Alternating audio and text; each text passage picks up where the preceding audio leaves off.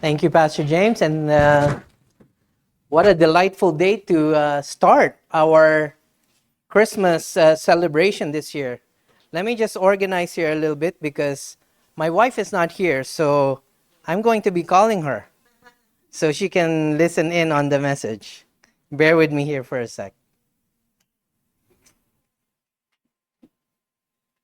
There we go. I think we're connected.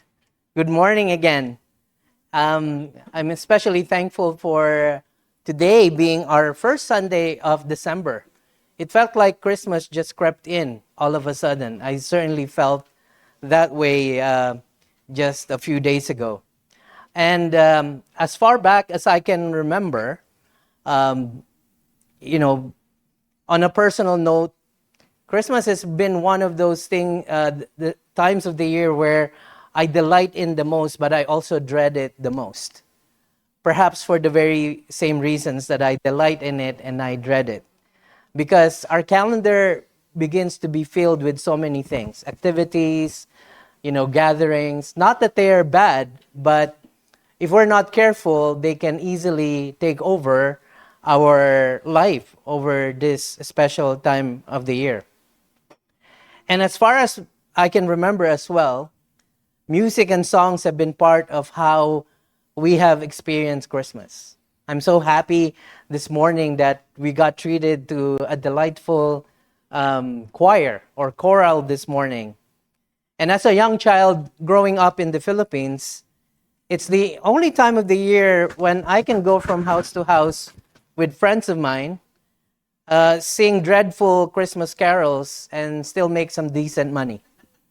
You know, even today, you know that Christmas has come when malls start blasting Christmas songs. If you're in the Philippines, this would have happened maybe now late August, early September. The Philippines is on the Guinness Book of World Records as the country that celebrates the Christmas the longest. It starts around end of August. I've been hearing Christmas songs already when we were in the Philippines as a young kid, and even a few years back. At the end of August, early September, all the way to January, which is why we landed in the Guinness Book of World Records. But of course, it's not just those classics that we are familiar with. Mariah Carey's All I Want for Christmas Is You, right? Wham's Last Christmas, I Gave You My Heart. And the very next day, you gave it away. Okay, don't let me sing it. It will ruin our Christmas celebration. Or one of my favorites, Michael Bublé's rendition of Have Yourself a Merry Little Christmas. And of course, if you're feeling Tagalog or Filipino, there's the timeless Gary Valenciano, Pasko na, Sinta ko. Or Where Are You, My Love, on Christmas. Or I like to call it Pasko na, Ninong ko. Where are you this Christmas? So, music has become part of how we experience Christmas. That's why the sermon today, When Heaven's Hope Becomes Our Song.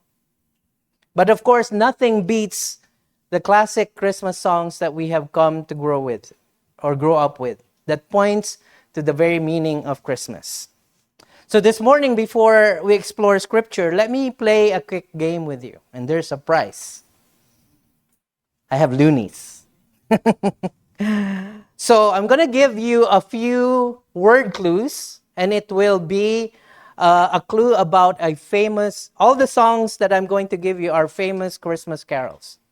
So if you answer correctly, and the first one who answers correctly gets a loonie. Okay? So we have a bit of excitement this morning, especially seeing Brother Melvin and his family there at the back.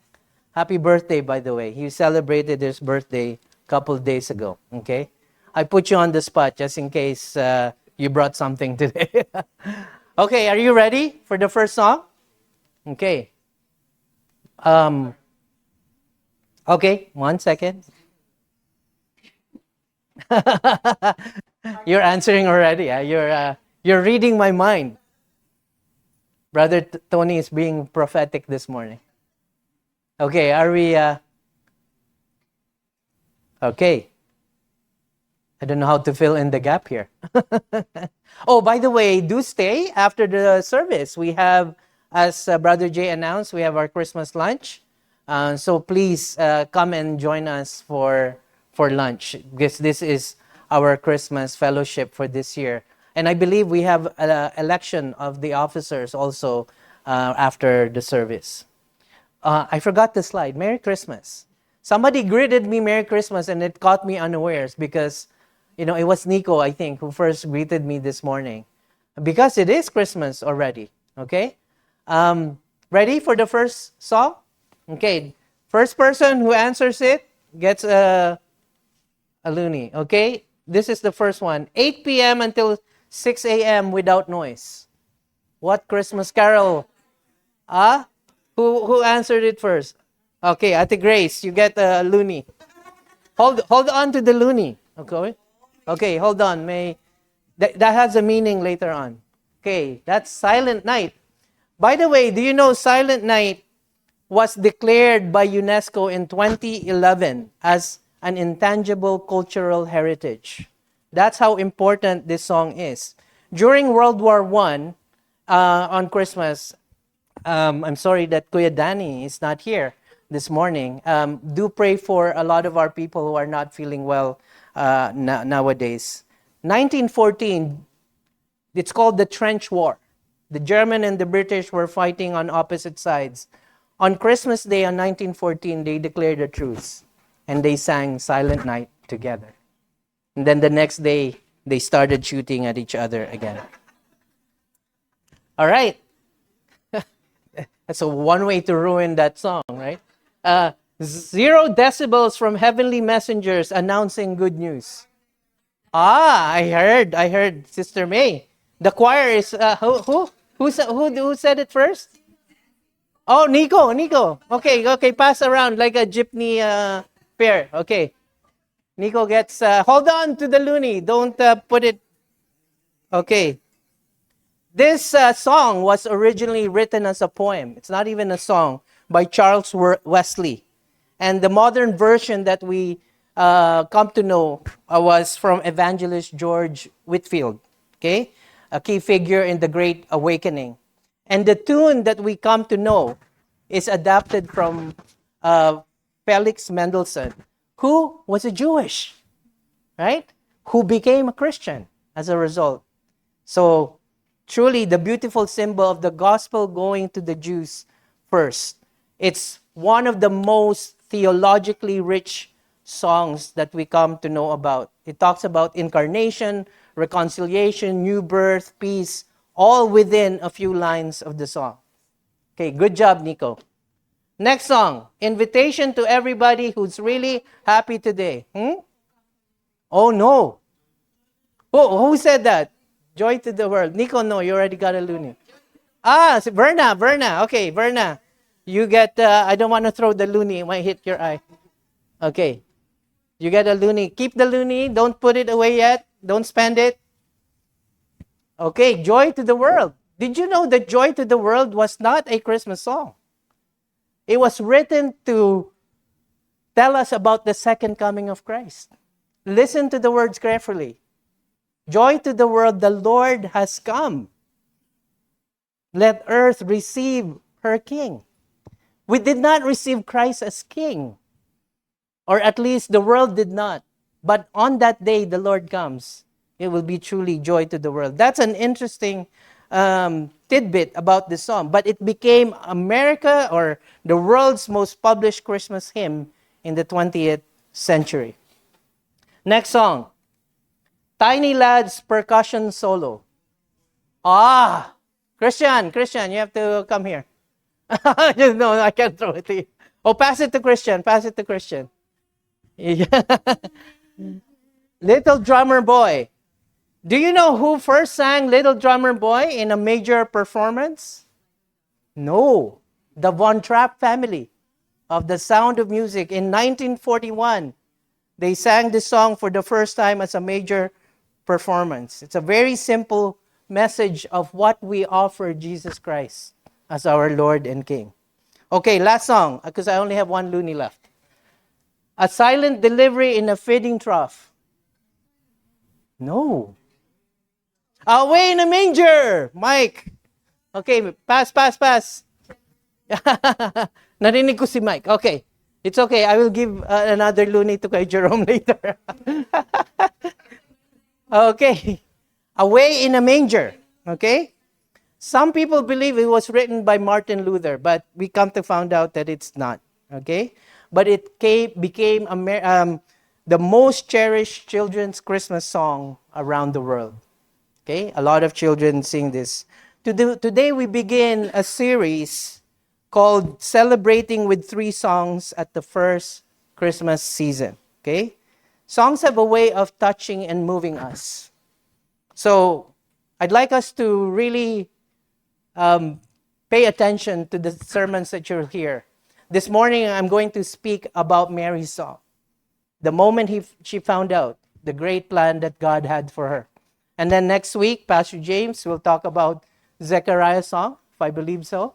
And then Pastor Neri, when he comes back on the 21st, will talk to us about the Angel's song.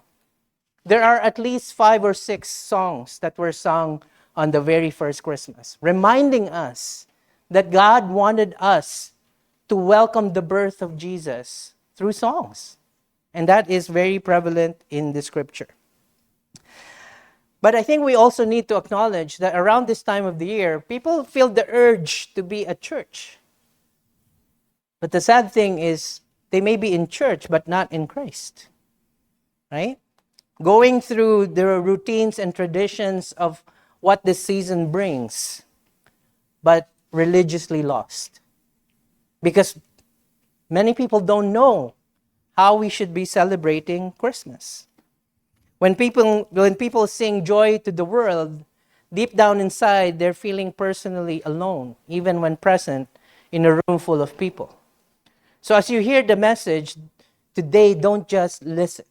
Let your hearts begin to hum, to sing, to remember God's work afresh in your life. Remember, when words can't carry the weight of the wonder, the heart starts to sing. And that's what happened at the very first Christmas. Before the shepherds shouted, before the angels harmonized their voices, before wise men journeyed to the home where the infant Jesus was, there was a young teenage girl in Nazareth. And she sang.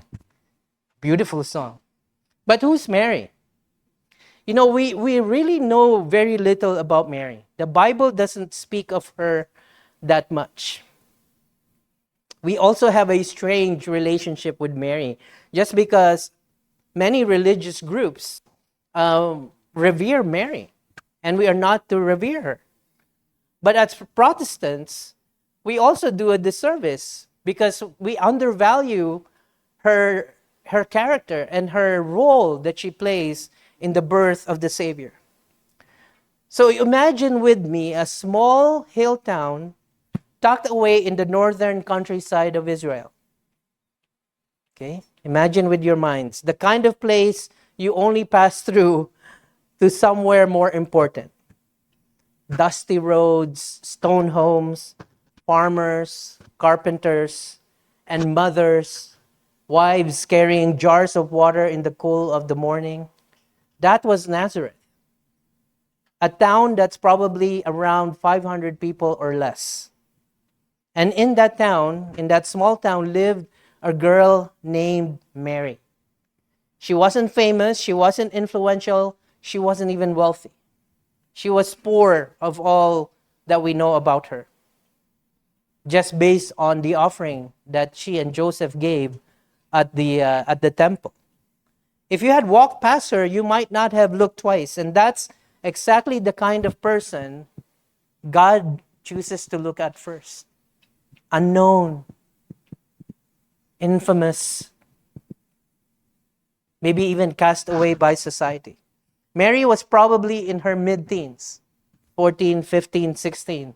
So that alone is remarkable when you think about where God's heart is. Why wouldn't He choose someone who's much older?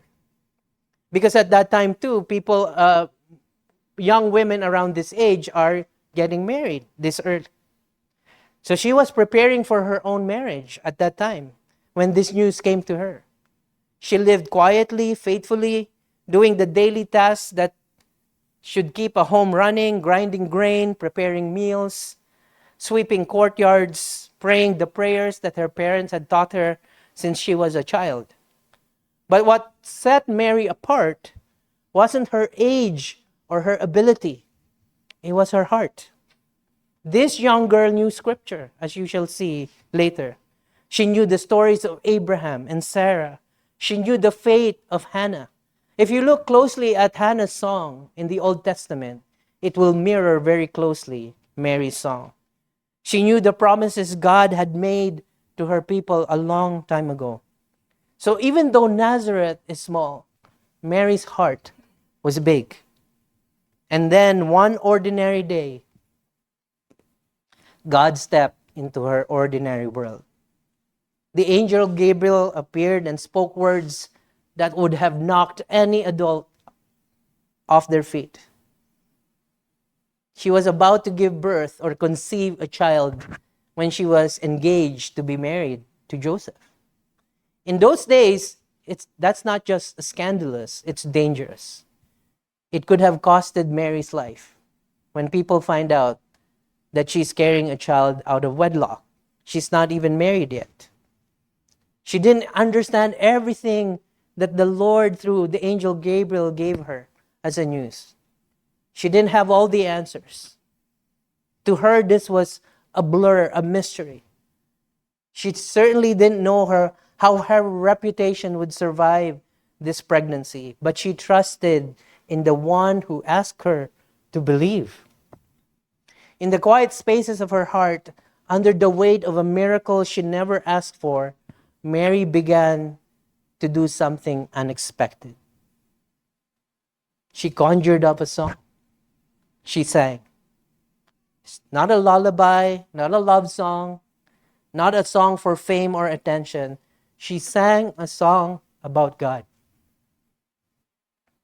So if you think about it, really it's the first Christmas song ever written on earth by a very young girl who was moved by the grace of God in her life. She crafted a song overflowing with scripture, wisdom, courage, and joy. A song that started with these words, "My soul glorifies the Lord. My soul magnifies the Lord." Mary's song wasn't born from comfort. It was born out of one of her most difficult situations in life. Perhaps the next most difficult situation she faced with was the death of her son. She was there at the cradle. She was there at the cross as well. You can say that before Mary carried Jesus in her womb, she carried Jesus in her heart. And that's why her story still speaks to us today. And that's why her song is important for us to know in great detail. Because life doesn't have to be perfect for us to worship. Faith doesn't have to be fully understood to be fully real.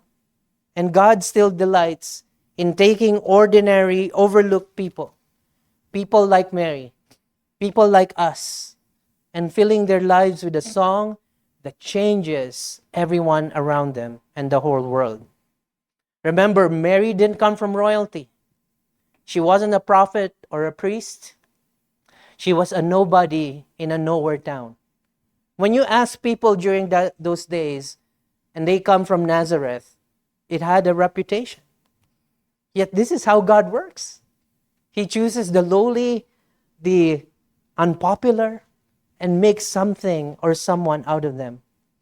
When the angel told her that she would carry the Son of God, she welcomed it. She didn't panic, yet she praised the Lord. She sang, and her song, recorded in Luke chapter 1, 46 to 55, which is a great way for us to start Christmas this year. It's called the Magnificat, because it starts with those words, "My soul magnifies the Lord." The Lord is the one prominent in her message. It's not her, it's not Joseph, it's not her family, it's not the nation of Israel. It was the God who spoke to her through the angel Gabriel. So Mary's song isn't just her story. It's the story of every believer who has ever discovered that God sees the lowly, remembers his promises, and turns the ordinary into something extraordinary. So as I said earlier, this December, we're going to be treated to 3 songs that really point us to the heart of Christmas, the heavenly hope, who we call Jesus Christ, our Lord and Savior. These aren't just ancient hymns. These are heaven's soundtrack, the playlist that you would want to listen to point you to the greatest story ever told. Before there were candy canes, carols, or cozy sweaters, there were these 3 songs. And together, they form the album, the musical album of God's redemption. And it's wonderful that God chooses to speak to us about the first Christmas through these songs that we're going to hear for today and the next 2 Sundays. So let's give some context here first. In our passage this morning, before we reach this song, this particular portion, remember the angel Gabriel had spoken first to Elizabeth, right? To Zechariah, for the birth of Jesus' cousin, as far as we know. It might be differently related. But Mary, upon learning that Elizabeth, who's related to her, is also pregnant, goes to visit her. Both are miraculously pregnant. One far beyond childbearing years, who is Elizabeth, because she was much older. And Mary, far before she could even be prepared to become a mother. When Elizabeth hears Mary's voice, her baby, who's John the Baptizer or John the Baptist, who was in her womb, leaps in her womb. And at that moment, something leaps in Mary too, not just physically, but spiritually. Elizabeth calls Mary, "You are a favored person. You are to be blessed." So when Mary heard this from Elizabeth, out of her mouth burst this song, "My soul magnifies the Lord, and my spirit rejoices in God my Savior." In the very circumstance when Mary knew that being pregnant at this time could cost her her relationship with Joseph and her life eventually. She doesn't sing because life is easy. She sings because God is faithful. She doesn't sing because she understands everything. She sings because she trusts in the one who does understand what's going on. So here's the heart of this message before we get to the next points. When you recognize what God has done for you, your heart can't help but worship. And this is how we are to welcome Christmas or any other time of the year. To recognize God's handiwork in our lives. And this is the invitation for us today, to let our souls magnify the Lord in joy, in confusion, in waiting, in gratitude. Because the same God who moved Mary's life, moves in ours. How is God moving in your life in the most difficult and most challenging times, perhaps, that you're facing now? So let's hear her song. First, it was a song born out of God's charity. It is a song born of God's charity. Look at what she said here. And I have said it so many times already. And Mary said in response to Elizabeth's comment to her, "My soul glorifies the Lord." Or in other translations, "My soul magnifies the Lord, and my spirit rejoices in God, my Savior." It is a very personal declaration.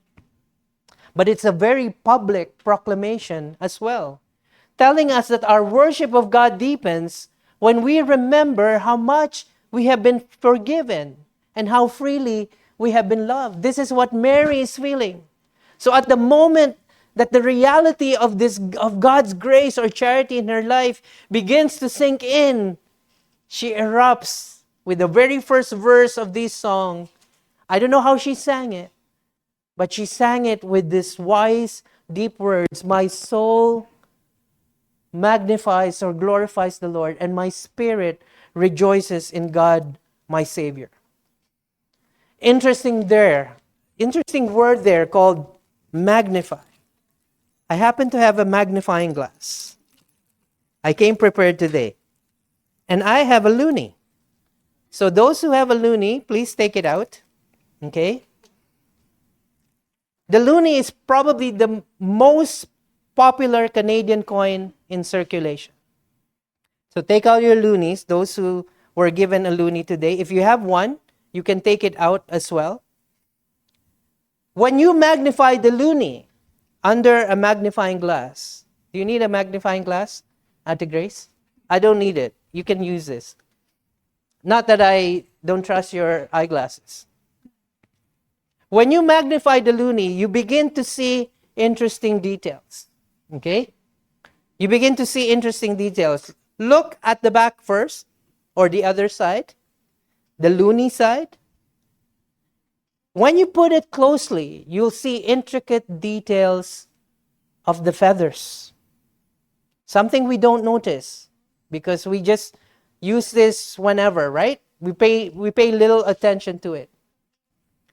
Intricate details of the loonie. Notice also the rippling water effect, almost animated. It's so detailed. If you have a loonie that was printed in 2012, starting in 2012, you will see a laser mark of the maple leaf, right? Almost at the middle. Do you notice that? Some of you got an older coin and you won't have the laser mark of the maple leaf. But every coin under the beak of the loonie, you will see an initials, RCC. Okay? RCC stands for the person who made this art. He's a wildlife artist. His name is Robert Ralph Carmichael. I don't know why it's not RRC. It's RCC. It's RCC. Okay? On the other side, you'll probably notice a lot more details. But for the sake of time, on the other side, okay, you will see the bust, okay, or the image of the royalty, okay? If you had a coin printed before 2023, it will be Queen Elizabeth. Starting 2023, one of you got a 2023 coin. Who's printed on there? King Charles, okay, because he's the new monarchy of the UK, okay? But the most important printed words on the loonie is, if you have Queen Elizabeth, it will be DG Regina. And if it's King Charles, it's DG Rex. You know what that means? It means Dei Gratia Regina or Dei Gratia Rex, which means by the grace of God, Queen, by the grace of God, King. What a wonderful faith history that our nation has. In the midst of what Canada is facing, our coin still speaks of the grace of God for our people and our nation. It is so hard for me as a Canadian citizen. It's so hard and so sad to see the way our country is evolving, the way our country is moving. Thank God that our coin still bears the faith of our ancestors. The role of the magnifying glass was not to make the coin bigger. You cannot magnify someone who's already big. So why would Mary say, "My soul magnifies the Lord"? The word doesn't mean making God bigger, but making God clearer. Did you get it? The difference? It's not to make God bigger because He's already big. But Mary wants to magnify God so that she can speak of Him in clearer terms, in more details than we ever knew about. That's what worship does. Worship is our magnifying glass to see God for who He is. Do you see God for who He is? Do you regard Him for what He has done in your life? Worship doesn't make Him bigger. It makes Him clearer to your eyes and to your heart. In the title Savior that Mary uses to worship, she's not just making a declaration. She's making a distinction. Because in those times, it's common to give that same title of Savior to Greco-Roman deities. But here in this song, Mary wants to make something clear, that God is supreme and the only true God deserving of any kind of adoration or worship. Mary is punching a big wall of tension in that time, in that culture. She is telling us, she's telling her people, she's telling the Roman Empire, God, Yahweh, and the Messiah who has come that I will be giving birth to is the only Savior of the world. That's why Mary's song begins not with her goodness, but with God's charity. It is a song born out of charity. God's pure, unearned love. It's the melody line of her worship. It is the basis for why she sings this song. And throughout the rest of this song, she will continue to declare God's grace. She recognizes she didn't deserve this role. She didn't deserve this privilege. How come, of all young women in Israel, me? Why me? She wasn't privileged, she wasn't powerful, she wasn't influential, she wasn't positioned for greatness. But God chose her because God is sovereign. And He will choose anyone that He wants. Mary didn't earn a miracle, she received mercy. And that's the charity of God. In the next two verses, she declares in her song, "For He has been mindful of the humble state of His servant. From now on, all generations will call me blessed.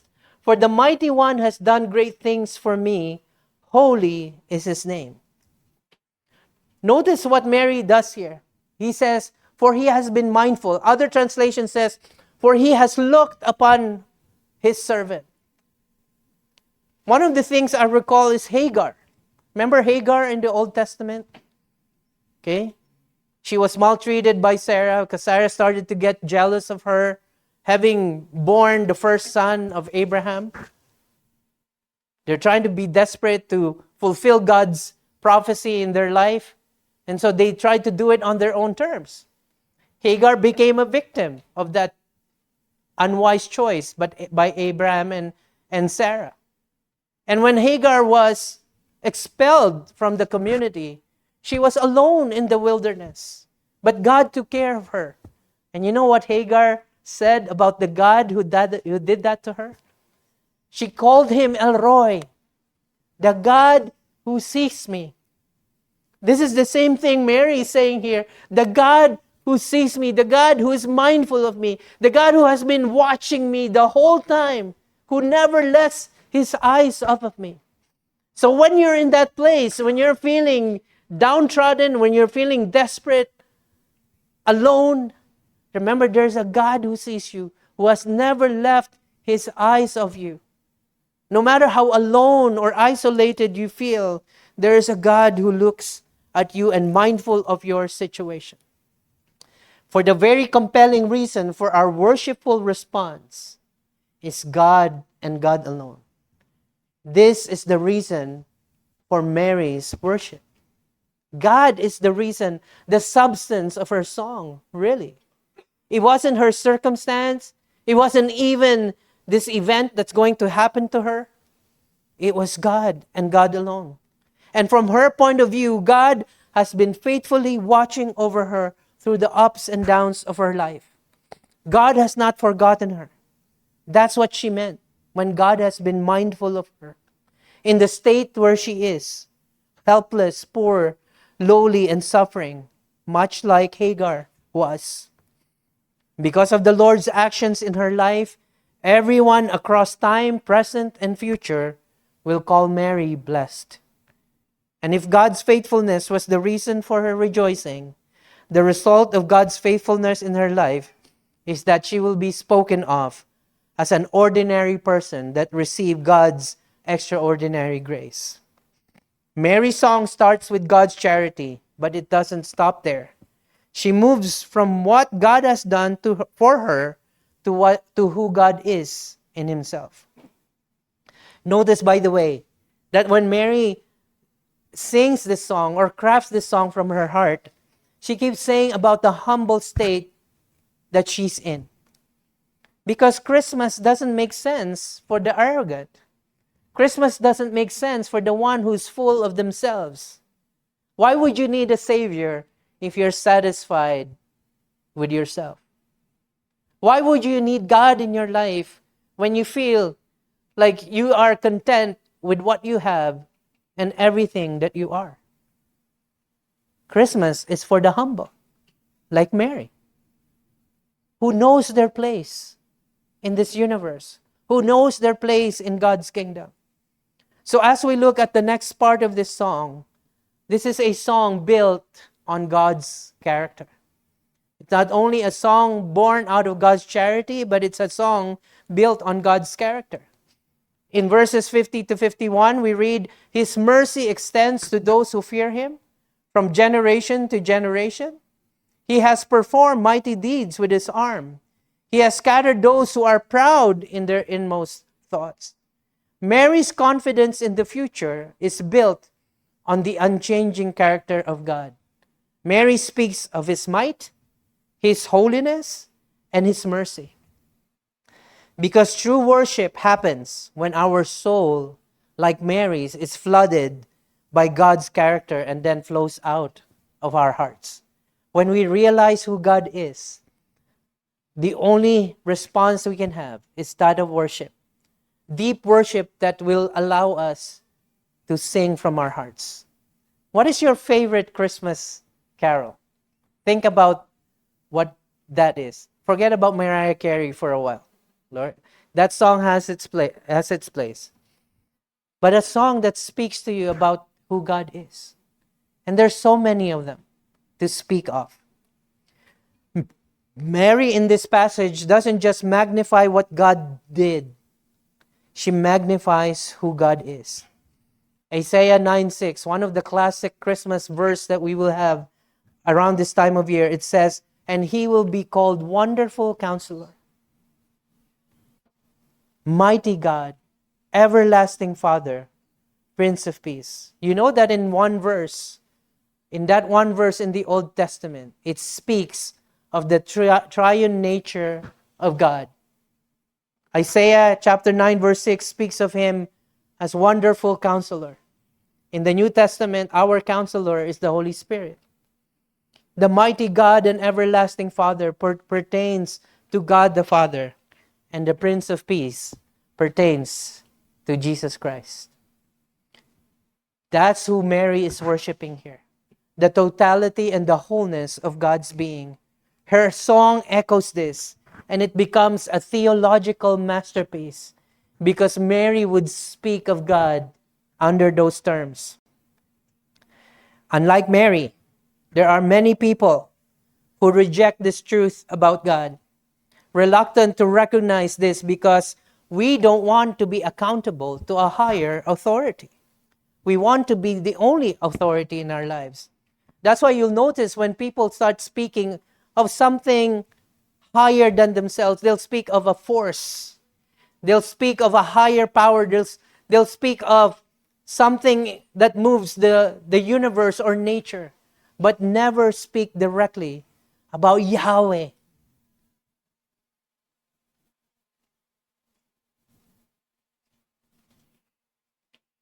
Why would we want to be accountable?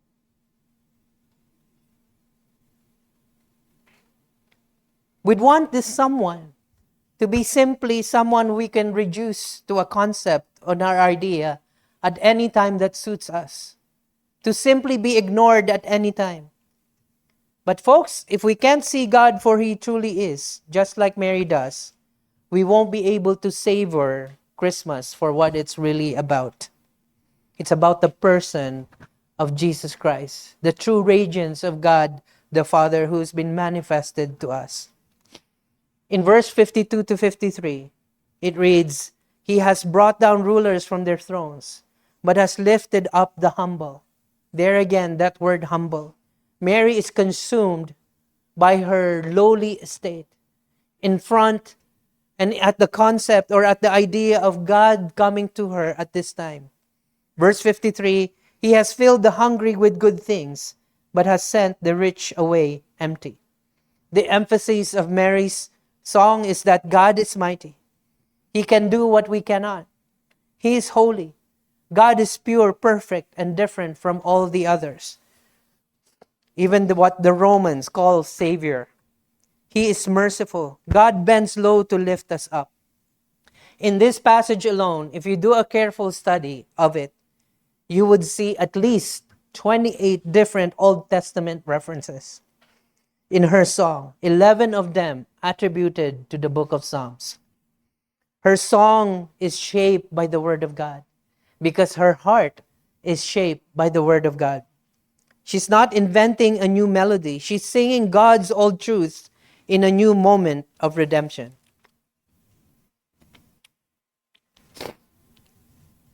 I don't know about you, but as you look at these words and as you hum its song and its message, maybe your worship has gotten stale. Maybe it's because your view of God has grown small. The bigger God looks to you, the stronger your song becomes, because true worship happens when the soul rejoices over God's goodness, even in the not so good moments of our lives. So Mary's song is born out of God's charity, built in His character, but it also rests on something even deeper, God's unbreakable covenant. So for our final point this morning, we already looked at the song that's born out of God's charity, a song that's built on God's character. Now we shall look at this song backed by God's covenant. In verse 54 to 55, we read, He has helped His servant Israel, remembering to be merciful to Abraham and his descendants forever, just as He promised our ancestors. The key thought here is that Mary realized that her story is part of God's larger story. This is not simply Mary's story. This will eventually become Israel's story, the fulfillment of a promise made long ago, and it will become our story now, when we embrace the Savior who was born that first Christmas. The birth of our child is not a new idea. It is the continuation of a promise made centuries earlier to Abraham. Remember Genesis chapter 12, specifically verse 3? God said to Abraham, From out of you all nations shall be blessed. Abraham did not fully grasp the concept on how he, a childless man in his old age, will come to bless the entire world. But we did when Jesus came through Mary. God blessed the entire nation because a Savior has finally come to us. God's covenant love has been fulfilled. The steadfast, faithful, never-failing kind of love is the backbone of Mary's praise. Mary isn't just singing about a baby here. She's singing about a fulfillment of God's ancient promise to bless the nations through Abraham's seed fulfilled through Christ. The promise finds its climax not in Bethlehem's cradle, because that was the beginning of it, but at Calvary's cross, when Jesus died for your sins and mine. The same God who kept His covenant by sending His Son kept it again by sacrificing Him for us. A few years back when I was a child, I got obsessed with remote-controlled cars. Ones that can actually move even when you're not moving it with your hand. For many years, and my wife always laughs at me when I say this, when I tell her, mahirap lang kami. We're just a poor family. And I kept asking my dad, Dad, give me a fully remote-controlled car. And for many Christmases, I would get this plastic car from Divisoria. And I felt so unloved at that point. Like, how come? Because my dad was saving up for when the time comes, right? And finally, when I turned 8 years old and he had gotten a job out of the Philippines, he came back with enough money to buy me this remote controlled car. Why did I share that to you? Because that's how Mary felt. A long awaited promise has finally come true. For 400 years, the nation of Israel sat in silence, not knowing what's going to happen to their nation, after God has proclaimed that they will be the vessel of the Messiah. It has finally arrived. Galatians 4:4 said, at the right time, at the right time. Our God is a God of the right time. Wait for Him, because He will finally come through at the time you least expect. Every fulfilled promise reminds us that God keeps His word. That's why Mary's song could be sang to us, and that's why ours still can. God's faithfulness to His covenant means we can trust His heart even when we can't trace His hands. I'm apologizing. Does anyone have a tissue? Thank you. My wife would hate me for not bringing a tissue. My apologies. There's so much about Christmas that we can be grateful for. And I think one of the cruel things that we can do around Christmas is we get engrossed with the details, don't we? We get engrossed with shopping, with buying gifts. They're all important. But I think Mary will tell you, do the first things first. Do not major in the minors. Major in the ones that are most important. Just like you, I'm going to be embroiled in Christmas parties, events. But don't forget, the point of Christmas is to point us to God our Savior through Jesus Christ. So, let me ask you 3 pointed questions as we close today. These are simple questions but deeply searching ones. Questions that can take a familiar season and make it meaningful again. How are you celebrating Christmas? The next question is, who are you celebrating on Christmas? And probably the most important question is, why are you celebrating Christmas? These aren't pressure questions. These are personal questions, because these are heart questions. They're the kind of questions that help us slow down long enough for God to speak to us. Because Christmas isn't just an event on the calendar. It's an invitation directly from God Himself. And here's the beautiful truth we learn from Mary's song. Mary shows us the how, the who, and the why of Christmas must all come together in Jesus. If Jesus is not the answer to these questions, then we fail at celebrating what Christmas is all about. Remember, Mary's song is not about Mary. It's about God stepping into the world, into our brokenness, into our story, to do for us what we could never do for ourselves. Her song, as we have heard, is born out of God's charity, built on God's character, and backed by God's covenant. And friends, that is the gospel. The gospel isn't advice we follow. It's good news that we receive. It's the news that the Mighty One has come near to us. The Holy One has become one of us.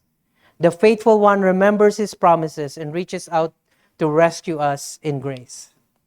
Remember, the gospel and Christmas is the story of God not waiting for us to be able to come to Him, but for Him to come down to us.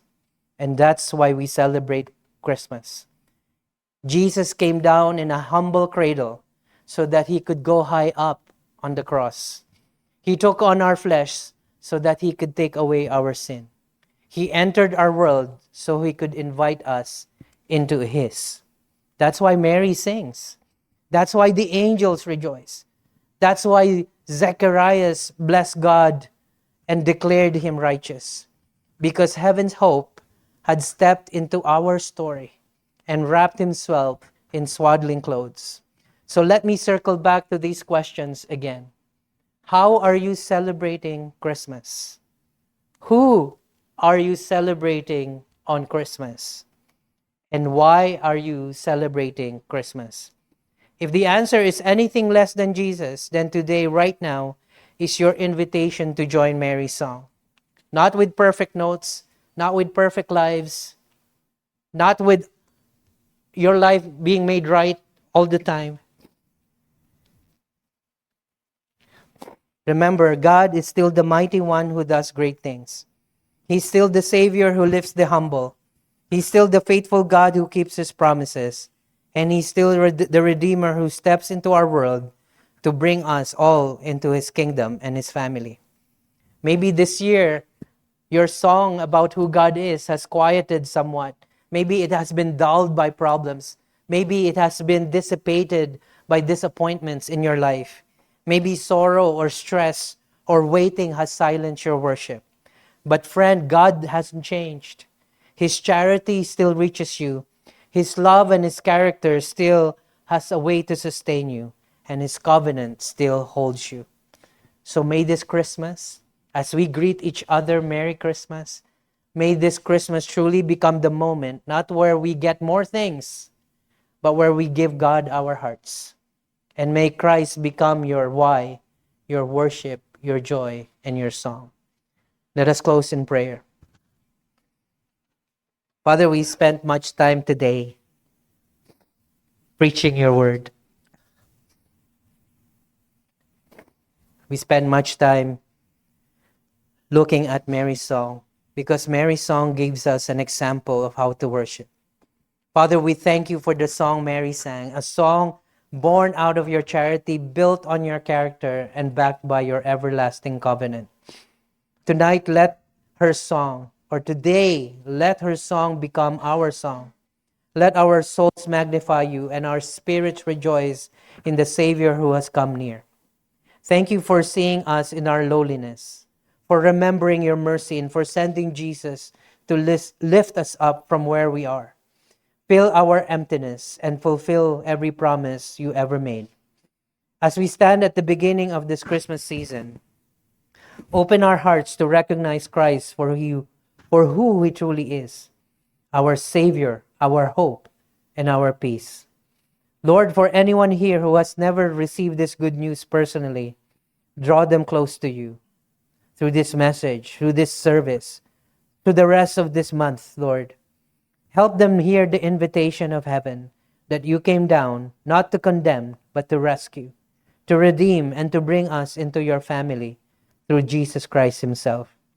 May the hope of heaven, who is Jesus Christ, become our worship, our joy, our song, and our celebration today. In his precious name we pray. Amen.